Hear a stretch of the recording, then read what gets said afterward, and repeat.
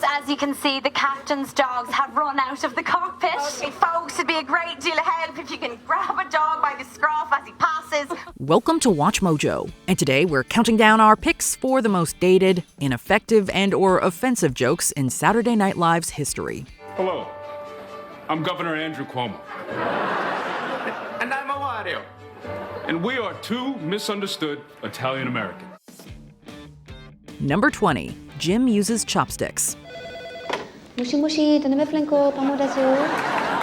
a sketch that would not happen today, the SNL gang and host Steve Carell parody The Office. This particular version shows what might have happened if it took place in Japan. It's one thing to have the cast speak Japanese, but it's another to delve into stereotypes. The most egregious might be Jason Sudeikis' Jim appearing with chopsticks.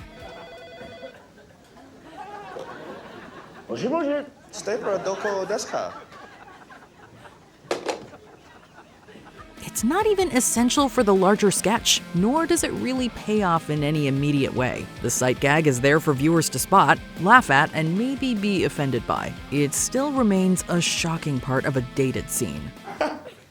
It's funny, because it's racist. Number 19. Yoko is just loco about my cocoa. This week, Weekend Update was contacted by the Lennons, who insisted to an exclusive interview tonight. So let me welcome the couple who have kept such a low profile for the last 6 years with a big, hearty hello to Mr. and Mrs. John Lennon. Hi. Hello there, Charles. Say, what's that you're drinking, John? During one of the weaker seasons in SNL history, Malcolm McDowell hosted an episode filled with bad sketches. This segment on Weekend Update might be forgotten, and for good reason. When anchor Charles Rocket interviews McDowell's John Lennon, the two get into a conversation about cocoa. Yoko is just loco about my cocoa. John, why don't you tell us where you are and what you're doing? Yeah, I'll be glad to, Charles. All I will tell you is that we're in the kitchen of one of our many apartments or houses somewhere. And I'm here cleaning the silverware, and Yoko is weighing it. The appearance of a fake Yoko Ono prompts one cringeworthy line and rhyme. As the host delivers the joke, you can imagine the disdain beneath his wig. It's a line that might induce groans or make you reconsider watching the show. At the very least, it sounds like the writers fell asleep at the wheel. Yoko! Me cake, it's ruined! It's all ruined! It's his fault. It's his fault there. I didn't want to do this interview in the first place. I mean, that's it. No more interviews. Hey, go on. Get out of here. Oh, Yoko, me cake, Yoko. Well, thanks so much, John and Yoko Lennon. Hey, what a couple, huh? Don't you just love them? Number 18. Richmeister calls people names. Tom. Tommy.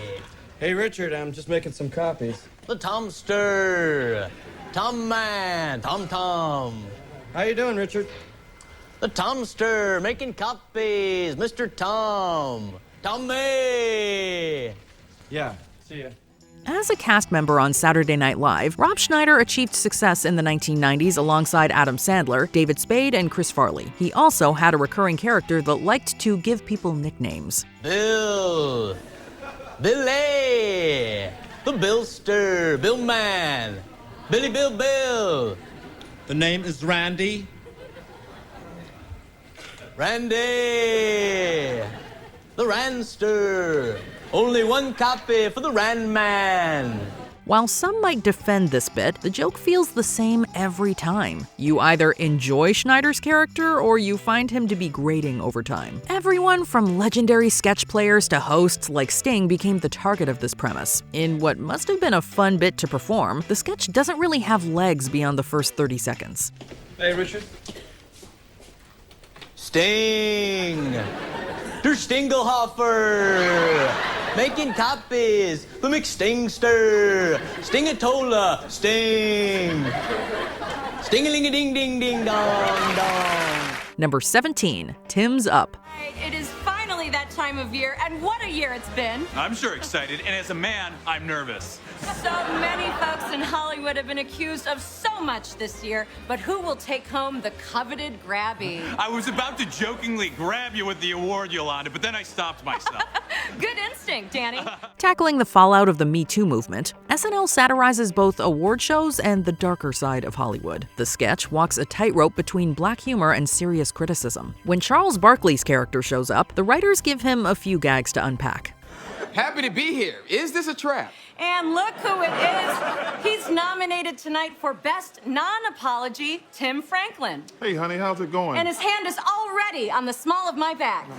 Oops, that's why I'm nominated. Yeah. One joke about Time's Up turns into a throwaway bit about the name Tim. In a sketch with much better material, this line feels like a tough one to pull off. Barkley's delivery isn't doing the wordplay any favors either. Given that it's such a difficult sketch to create, the show might have been better off making a few cuts. But I can't help notice you're wearing several pins. Is that a Time's Up pin right there? No, it said Tim's Up, because my name is Tim's and up for trying anything. And does that one say I'm with her? No, it says I'm with herpes. The doctors gave it to me this morning. Well, I hope you get what's coming to you. Number 16, Kidnapping Mark Hamill. We are back here at the Shop at Home Network. I'm Don West. And I'm Eddie Lewis. And we still have another 4 hours to go on our Star Wars bonanza. That is right, Don. And this Star Wars merchandise has been flying out the door like crazy. It certainly has. Unfortunately, we were completely sold out of the Jawa ashtrays. Yeah, right that is beautiful. That is gorgeous.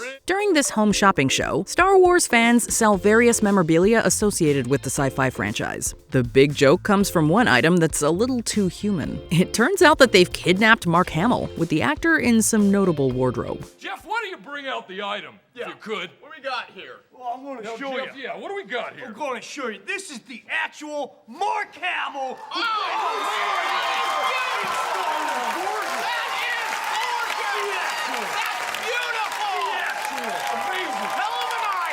Hamill's appearance creates a nice applause break for the audience and some uninspired humor. The other guys spend most of the sketch standing next to an icon and using bland references. It's an amazing casting choice for SNL, but they probably brought him out too soon. The comedic tension quickly dissipates, and the rest feels like pandering. What's your name and where are you from?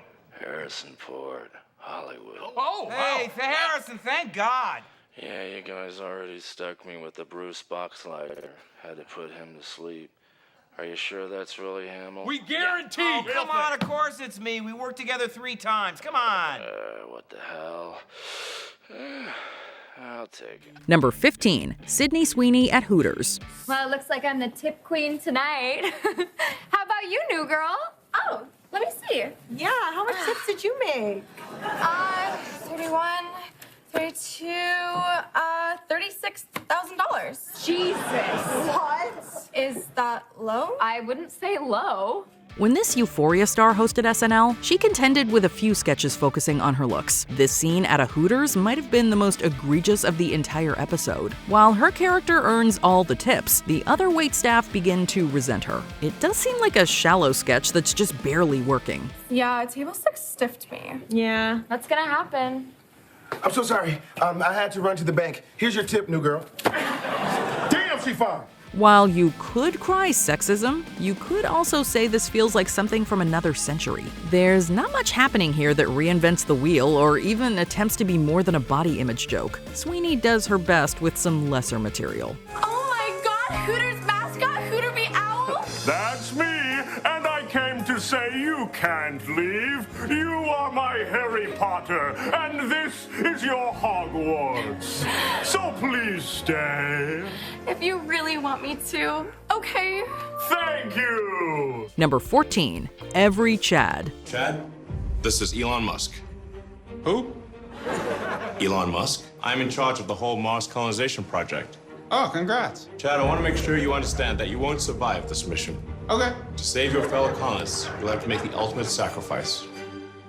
Sack. Pete Davidson didn't have as many notable recurring characters, but he did wow the crowd on Weekend Update. This pre-tape role appears in many different scenarios that tested our patience. Chad, would you do me a favor? Do me. Would you put a follow spot on me? I just want to feel what it's like to walk onto that stage one more time. Okay. I'm ready, Chad. My bad. Almost every sketch focuses on the character's 1 or 2 syllable responses. This laid-back guy is forever chill, but it isn't all that exciting. You can only hear him say, okay, so many times. Chad, there's something that you should know before you go. I'm pregnant. Oh, congrats. The baby is yours. You're gonna be a father, Chad. No, thank you.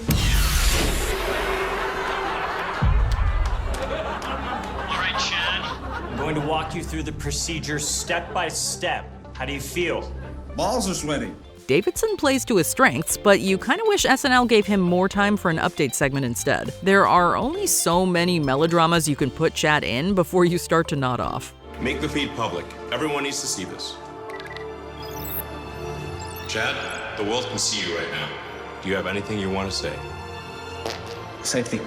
Number 13, jumping into a polar bear cage. Man, isn't this zoo the best, man? I know, I can't believe it was how easy it was getting in the zoo. We just hopped the fence. With so many comedy legends in one sketch, SNL still finds a way to disappoint. This one feels more like an inside joke that accidentally ended up on TV. There are several friends standing over a polar bear cage, with each one taking a turn at hopping the rail. Look at this polar bear cage. Hey, you think I can swim the little moat both ways before the bear eats me? $5 says you can. All right. Read 'em and weep, my friend.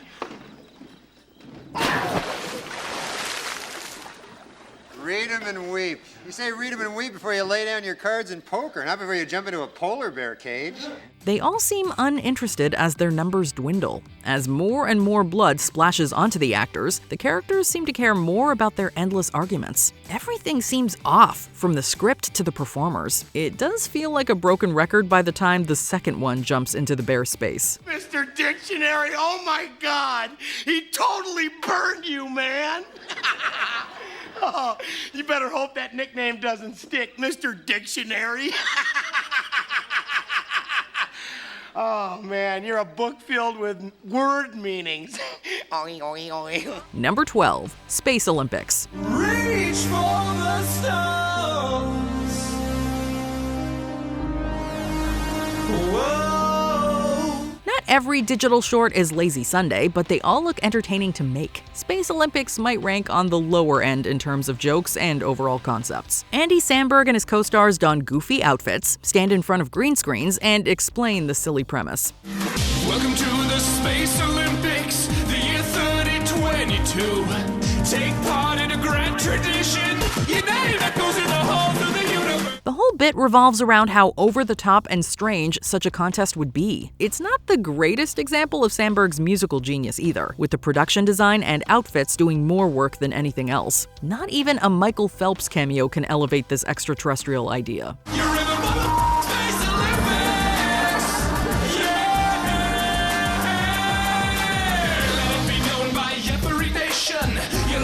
One meal a day. There was a bit of a budget snafu, and food funding is insufficient. Number 11, teacher-student relationship. Mr. Daly, your physical relationship with the defendant lasted how long? 5 glorious weeks, ma'am.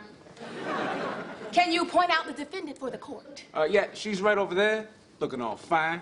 You're stupid. He's a monster. Hey, let's keep it cool. For this trial sketch, Pete Davidson is a student that's been taken advantage of by his teacher. The joke revolves around Davidson's character and Kenan Thompson's judge being psyched about it. Looking back, it's kind of crazy that this aired at all. How would you describe your mental state after the affair began? I'd say it felt like what Disneyland is. Oh my God, so embarrassing. Mr. Daly, when your classmates became aware of your relationship with Ms. Luna, what happened at school? I just remember giving thousands of high fives. The younger actor mostly rattles off ways that his teenager enjoyed the predicament. There's nothing to build to after that, with the lead performer remaining on the witness stand. Taraji P. Henson doesn't even get to say anything funny either. When all is said and done, the bizarre sketch ends without exploring any further implications. You know, we're beyond good at this point, Your Honor. May I be excused, sir? No, not until you pound it. Mr. Extra Credit right here. Yeah, you excused. 10-minute recess. Number 10, fart jokes with Alfred Hitchcock. What do you see, Jeff? Well, Thorwald is packing a box. What could be in a box that size? You don't think it's his wife's body, do you? Well, what else could it be?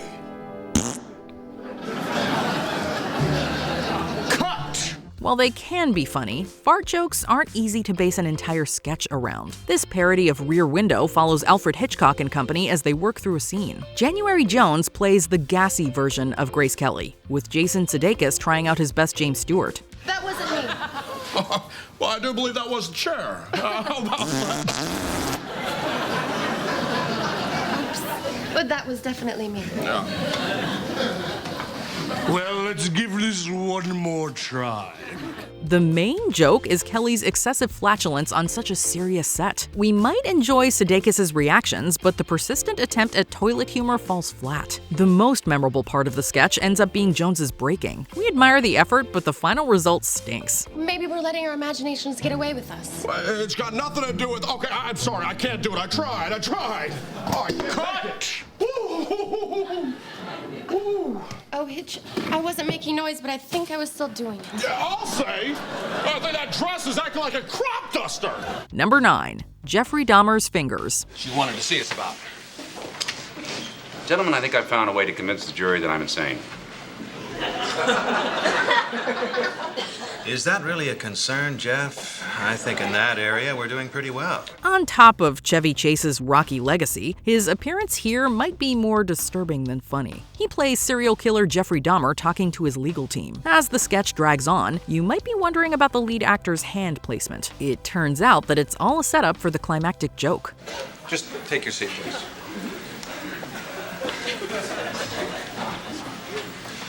Jeff, if you'll forgive me, I think you've been overthinking this. My best legal advice is that you go into that courtroom, relax, and just be yourself. Chase bites his fingers, going for a violent and bizarre gag. It's definitely not one for the squeamish either. Not only is it strange to do a comedy premise with Dahmer, but the pivot to body horror never goes anywhere. They practically end the sketch without pursuing the choice to its comical endpoint. I spend a year in a nut house, then I could petition them to leave. I mean, it's that easy. No problem for me. Jeff, what are we gonna have to do with you? What do you mean? Number 8. Justin Timberlake's award nomination. I've been working in music since I was a boy. Now I'm going to take a break from music and become an actor. Back in the 2010s, Justin Timberlake was riding a career high with his music and film roles. This sketch gives the star a chance to talk about his life while playing Mozart. Lofty comparisons aside, the sketch builds to Timberlake's fourth wall-breaking joke about an award show snub. I'm in a celebrated drama about a university student who starts a vast social network. I play a challenging role. His friend, a young playboy who has fun at parties. Well, it sounds like you'll just be playing yourself. It's more complex than that. It seems dated to think back to a time when the singer almost got a nomination for The Social Network. The line allows the performer to drop his character so he can complain about the Golden Globes. While it's played for laughs, this seems like a tacky way to discuss the subject. Trust me, it will be award-winning. I say, what awards will you win? I said it. I said it will win awards. I didn't say I would win them personally. Well, it's an honor just to be nominated. Yeah, you'd think to be nominated for a Globe at least, right? Number 7. Trapped in a Suitcase. Ladies and gentlemen, Francis thought that Robert should do something that expressed himself, who he really is. So I present to you Robert Downey doing a, what are you gonna do? A confrontational monologue. Go get him, Tiger. For the cursed season 11, SNL seemed desperate to hold on to an audience. The ill-fated cast included Robert Downey Jr. in a less than stellar performance. His most desperate moment seems to have been inside a suitcase. While stuck inside a piece of luggage, he utters a confrontational monologue. My demands are few, but unintelligible!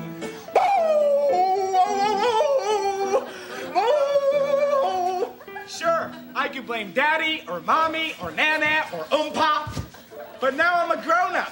I trust none other than Rain Doggy! It's an exaggerated joke that'll wear you down. Once you see Downey in his costume, you sober up after you realize there's nothing left to do. Talk about giving it all away in the first couple of seconds. By the time a second suitcase shows up, you are almost ready to turn it off. Will you leave, please? Rain Randy! I don't have to leave, you know, and this is an ensemble cast. You just can't do a monologue whenever you feel like it. Wait, excuse me.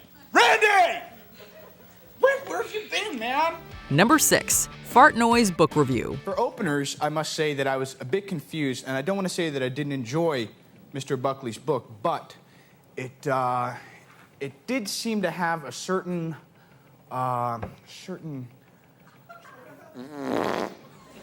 quality to it that kind of detracted from the brilliant prose. Michael?